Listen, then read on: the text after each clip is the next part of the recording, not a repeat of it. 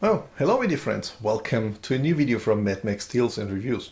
Today I want to feature the Sofirn SP70, a big flashlight in an old style. So we have two 26650 batteries in this big handle, a big 90mm head. So if you want something substantial while walking into the darkness, that's maybe the kind of flashlight you want to have. And it also is very powerful. It has a Cree XHP70.2 LED rated for 5500 lumens in orange peel reflector. We have a tail cap switch for on and off. Then there is a side switch for operating. The user interface also has a cool feature. It has stepless dimming or stepped modes, so you can switch in between. That's quite cool and will fit the needs of most of the people out there. Overall build quality is quite good, as we know from Sofirn, and mine has seen the bunker sometimes, and there is some chips and abuse of the anodization, so it doesn't look very well. So for the glamour shots I use this SP70. That's not mine, that belongs to my friend Zoltan from Hungary, and he did his magic with dedoming the Cree XHP70.2. So I now will have close-up pictures for you. So he tried to do the dedome, which means cutting off this sphere above the LED, which helps to increase the brightness, but it works like a spheric lens. It spreads the light, so the throw gets worse. Dedoming it does cut a little bit of the lumens off, and it's meant to have a more concentrated beam. But Sofirn did a real good job with the orange peel reflector. It smoothens the beam out very nicely, giving in the stock light a very all-round, very even-shaped light. But we do not want this on a thrower. So Sofirn, please send Zoltan a smooth reflector so that we have a really throw weapon. So I will take that outside for comparison today. On the details, let's open it up. We have a double spring design in the tail cap. Switch does switch on and off. Not bad at all. This cigar grip thing, it's not screwed, it's just held in place and secured by one O-ring, so it can turn easily without metallic noise, something like that. We also can unscrew the battery tube from the head. So we see we have rectangular threads on both sides, but you cannot switch them. Good build quality. I really like the knurling. It is not too aggressive, but it gives a really secure grip even with wet hands. On the driver we have also double spring design, and I was taking some numbers up front and I measured up to 11 amps, so that's a lot, and therefore the double spring is a really good decision from Sofirn. What I do not like so much are rubber boots for the switch, but it's a nice thing. So there's green light underneath when the batteries are full, there's orange when it's medium something, it's red when it's going low and red flashing, so you know you have to recharge or replace the batteries. But other manufacturers have metal switches with the light coming from around the switch, which is, I think, nicer and has a better feel. Here in the head is one point for mounting the shoulder strap, and the other point is here. So let's glue them together and have a quick look on the accessories. Sofirn sent it to me in their standard cardboard box. That's a small minus in my opinion, because it doesn't look very nice. On the other hand, I received 5 or 6 Sofirn so far, and none of them has been damaged. So it does its job, but you unpack your light and then you throw away the box. They included a user manual. Mine is in English, Russian and German, and their German is very well in the translation. The light was secured in this bubble foil. There is a shoulder strap with 2 spring-loaded carabines and 2 spare O-rings, a spare rubber boot, so Sofirn thinks that can break, and 2 split keyrings, so the keyrings go into those holes, and then you can easily and fast click in the shoulder straps. Yeah, they also include 2 of these plastic tubes, so you can, instead of having 26 650 batteries, use the 18 650s, the small ones, in case of emergency, maybe. Speaking of the batteries, there's another thing you need to know, you need to keep in mind. Whoopsie. When you use cells in series, so one after the other, you need to have button top or raised tops so that they make contact. If you have flat tops like these vape cells, they do not close the circuit, so you can use, but just for playing around, a small magnet, so there is a bridge between the cells and you can use them. I use those vape cells because they're very powerful and they need to deliver 10, and when they are full it's 10 amps. I didn't take numbers for lower amps, but I spoke about rated 5500 lumens. With good cells like this vape cell, I measured 10.9 amps and 6250 lumens and switching on. Also my Shockley cells gave me 10.7 amps with 6200 lumens. I have some Basen cells, also 10.5, 6120 amps, and I used my key powers unprotected, and they maxed out at 7 amps and 4,500 lumens. And again, it's rated for 5.5. So you see, it depends a lot on the quality of your cells. So be sure use raised top cells, which can deliver at least 10 amps.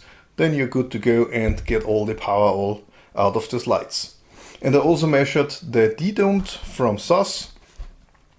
In the throw, I had 150 kilocandela for the stock, and the Dedomed gave me just 180 kilocandelas.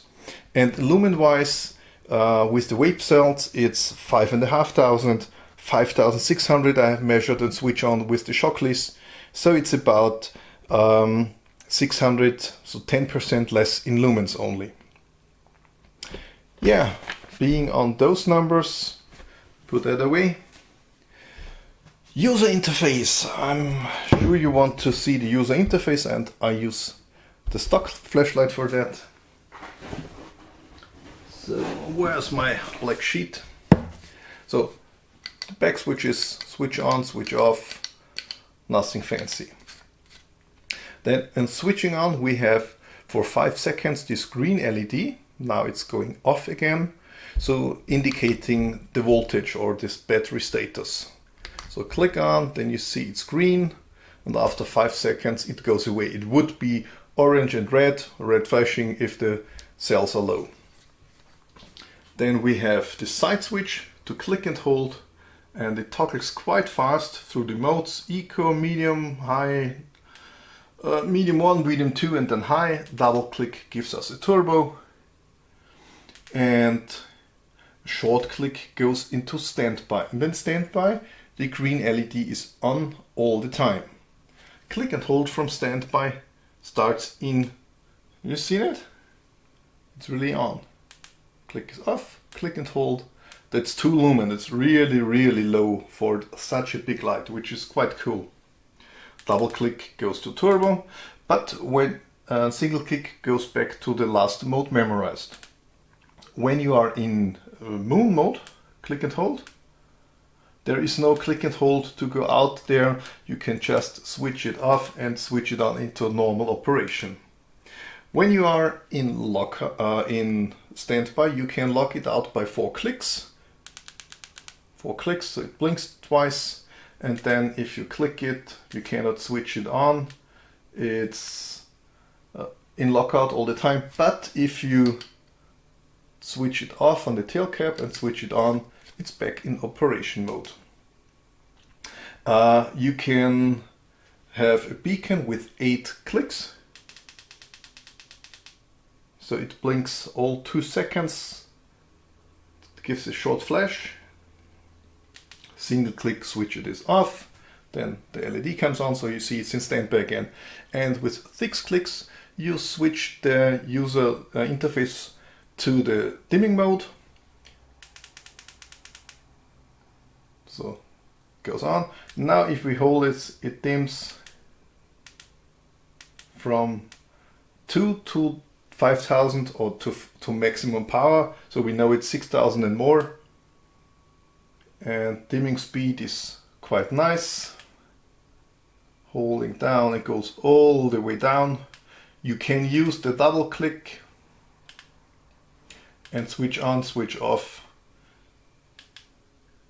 It starts in low mode because we left there, so we're now in between there.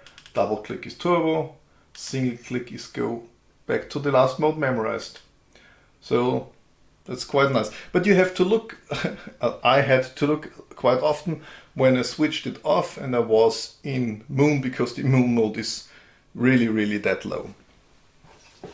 So maybe a size comparison. Some of you could have the S70 from Thorfire, also 2 cells in series, 226 650s, but a smaller head. We have seen from Lumens the SD75, same head ballpark, but 4 cells in the carrier. Also 4 cells in the carrier, AceBeam's K60, or in a really small package, IMALENT RT70, which has also 4 cells, but they're in parallel, no carrier, so that's really small flashlight in that category. And I think I will take this outside because it has a quite nice smooth reflector, throws very well for its size. So we will compare the S70 stock, the S70 Dedomed, and the RT70 from IMALENT, and maybe 1 or 2 other flashlights. So see you outside. Welcome to the regular spot outside, and I start with the well-known GT Mini. This tree is 110 meters away. Here we have a small road with a small tree at the end, a little hill and a field here. There you see at 140 meters a small road. Up there on the hill on 400 meters there is a barn, and in this direction at 800 meters there is a school building behind the trees, so maybe we can touch a little bit to light up. At first I want to remind you I have a race to 5,000 subscribers. We already reached the 2,000 subscribers. Thank you for that. Please join there, please subscribe, help my channel to grow, and yeah, thanks for that. So at first, Sofirn SP70 in stock mode. That's high. Double click to turbo. So if I shine down there on the small road, you see in the left on the right side it has a very nice beam shape, easily throws the 400 meters down there to that building. I'd say yes, we can touch that building at 800, and we see what's down there, the hills. Switch that off and try the Dedomed version from Zoz. Starting in high, double click to turbo, and it looks like a little bit warmer and I wouldn't say there is much of a difference. Let's try them head to head.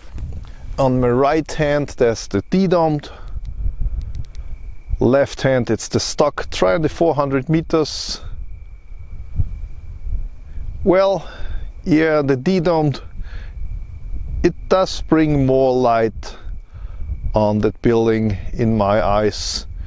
And I measured 20% more throw, so we can expect a little bit smaller beam. Try here. If you look on left and right side, it looked like the Dedomed is a little bit closer, but not by much. Switch them off. So I brought with me IMALENT RT70 with a smooth reflector, so we see a little bit more defined beam shape, but not as tight, because they try to have also a very all-round beam shape. Looking at the building at 400, touching the 800 down there. Now to compare with the stock SP70, double click to turbo, SP70 on my left hand, RT70 in my right hand. Comparing the spot size, you see it's a more defined spot. You have a rough edge between the spot and the corona on the smooth reflector, and on the orange peel reflector here in the sides you see it's more soft. There's no border, and here is a hard spot.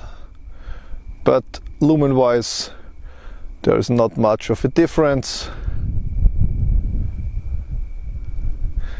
Hitting the building at 400.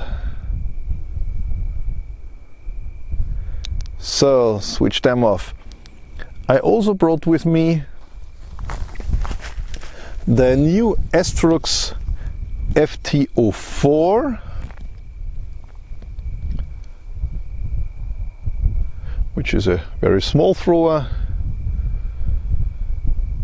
very defined hotspot, SST20 LED if I'm not mistaken. Easily touches down there on the building. And you see less lumens to share, so it's more concentrated on one point, but does a quite good job.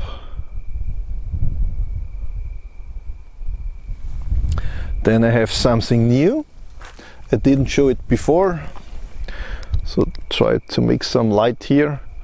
The Excalibur H20 from Microfire, which is a Sumi using a white flat from Osram. So, whoopsie, wanted to show you in flat position, of course, at first, and it's, I'm not sure, 400 lumen or 450 something from the white flat. Doesn't even touch the tree on 100 meters, but if you zoom in it goes to 1 million candela, and now we see easily that building, and in this direction you see how easily it touches at 800 meter the parts of the building behind the trees. Oh, that's really impressive. And if you defocus it a little bit, we have a nice spot here looking on the road. I can easily adjust how much light I want down there. Oh, that looks quite useful. Now, switching that off. And last but not least, another new light in my collection, Astrolux MF01S, my green lantern. Nearly 15,000 lumens, or it's rated for 15,000. I measured 14,300, and Yeah, it touches the building at 400 meters, but its strength is to illuminate everything in front of you. So that's it. I hope you have gotten a nice idea about these new flashlights. Subscribe to my channel once again. Thanks for watching, and maybe I have some fun shots at the end. Bye bye. Now, in the left hand, SP70 stock, right hand, SP70 Dedomed.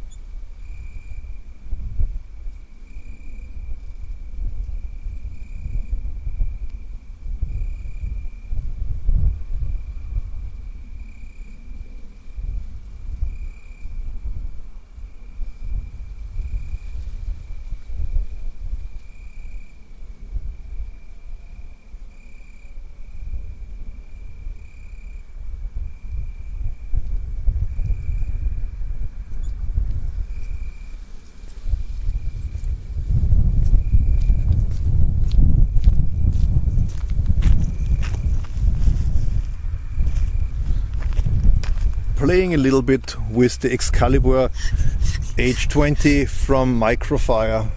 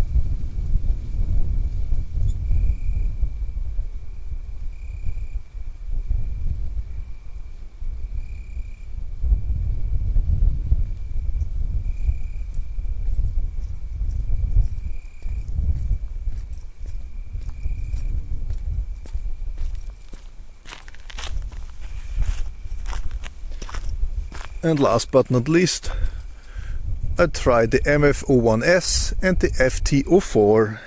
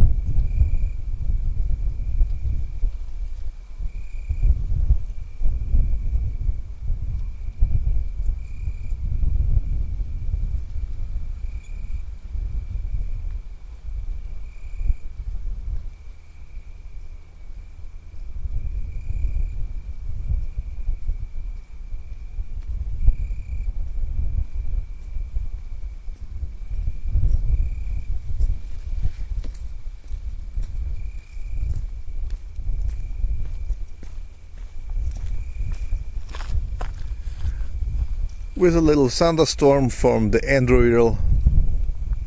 Thanks to Toykeeper for their really great user interface on the MF01S. Bye bye, thanks for watching. See you next time.